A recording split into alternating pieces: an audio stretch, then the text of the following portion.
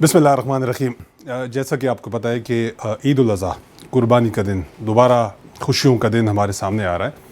और इस ईद पे जिस तरह सूबाई हुकूमत ने इस दफ़ा फ़ैसला किया है कि इस ईद को हम सादगी से मनाएंगे और कोरोना के ख़िलाफ़ हुकूमती जो इक़दामात हैं उसको उसी तरीके से हम आगे लेकर जाएंगे।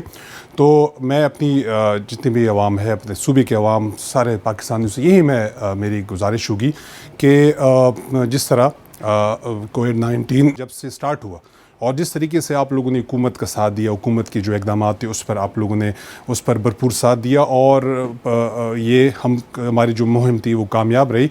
तो इस ईद उल अज़हा पर भी आप लोगों ने हुकूमत के वो जो इक़दामात हैं उस पर आप लोगों ने भरपूर अमल दरामद करने हैं।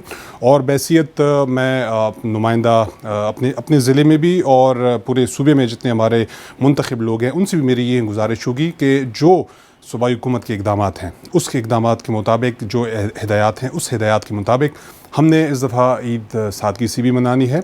और अपने जो हमारे हुजरे हैं उसमें भी हमने कोशिश करनी है कि हम एहतियात करेंगे, ज़्यादा मेल जोल हम इस दफ़ा नहीं करेंगे। और यही कोशिश होगी कि जो ईद उल अज़हा कुर्बानी का दिन है तो हमने भी इस दफ़ा अपनी कुर्बानी अपनी दिखानी है।